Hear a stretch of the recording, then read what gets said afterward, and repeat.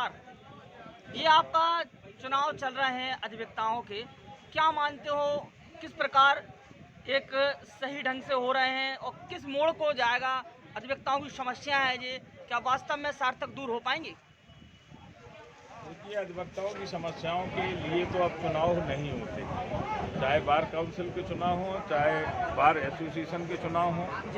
अधिवक्ताओं की समस्याओं के लिए नहीं होते हैं, ये खुद के अपने निजी लाभ के लिए लोग चुनाव लड़ते हैं और उनके ही लाभ होते हैं। किसी अधिवक्ता का भला कभी बार एसोसिएशन में किसी पदाधिकारी को करते हुए मैंने नहीं देखा। अगर कोई मजबूरी आ भी जाती है और कभी कोई पदाधिकारी के पास कोई पीड़ित अधिवक्ता पहुंच भी जाता है तो उसका ठीक उसी तरीके से साथ दिया जाता है, आया राम गया राम। उनकी सिफारिश से अगर जिला बार एसोसिएशन का कोई भी पत्र किसी अधिकारी के पास किसी पीड़ित के बारे में पहुंच जाए कि इसकी समस्या का निदान करो, तो उस पीड़ित को सरदर्द ज़्यादा होता, लाभ कम। क्योंकि वहाँ से अधिकारी बिल्कुल भ्रमित होकर बाद में उसको जो है इस तरीके से जलील करता है। आपने नेताओं से कहा था क्या उखाड़ लिया, उसकी वजह क्या है? उसकी वजह ये है कि नेता मन से उस पीड़ित अधिवक्ता का समर्थन नहीं करते।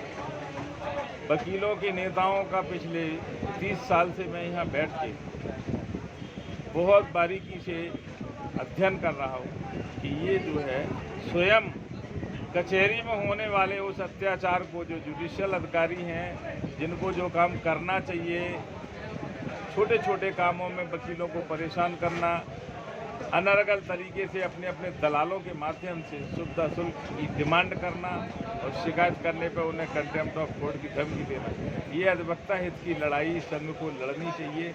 लेकिन सबसे बड़ी बात यह है कि संघ के पदाधिकारी जब 15 लाख और 30 लाख रुपए खर्च करेंगे तो डाका डालने के अलावा दूसरे दिन से कुछ नहीं करेंगे। वकीलों की स्थिति जाए भाड़ में, वो तो कहेंगे हमने पूंजी लगाई वो मिले हमें, हम उससे मतलब है अपना कार्यकाल, और अगर कभी कमी भी रह जाएगी 1 साल में नहीं वसूली होगी तो जब तक उनकी पूरी पूंजी नहीं निकल आती मैं ब्याज की, तब तक वो अपने कार्यकाल को मनमाने तरीके से बढ़ा के गैर कानूनी काम करते हैं। बाकी यहाँ वकीलों के चुनाव का कोई अस्तित्व नहीं है। पार्टी खाने वाले खिलाने वाले ये जानते हैं कि यहाँ पे कौन आदमी खा के वोट देता है, कौन आदमी पैसे से वोट देता है। मैं नहीं समझता कि ये पार्टी करने वाले लोग चुनाव जीत पाएंगे।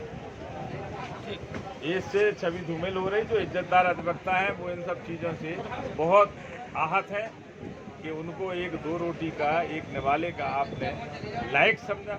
इससे बड़ी आपकी नालायकी नहीं है। हम इन सब चीज़ों का विरोध करते हैं और ये कोर्ट कैंपस में या कैंपस के बाहर कोई भी नेता, कोई भी पदाधिकारी अगर ऐसी पार्टियां चला रहा उसका खुलकर विरोध करते हैं। ऐसे पदाधिकारी को न केवल वोट से वंचित रखा जाए, अगर जरूरत पड़े तो ऐसे लोगों को कोर्ट से भी वंचित कर दिया जाए।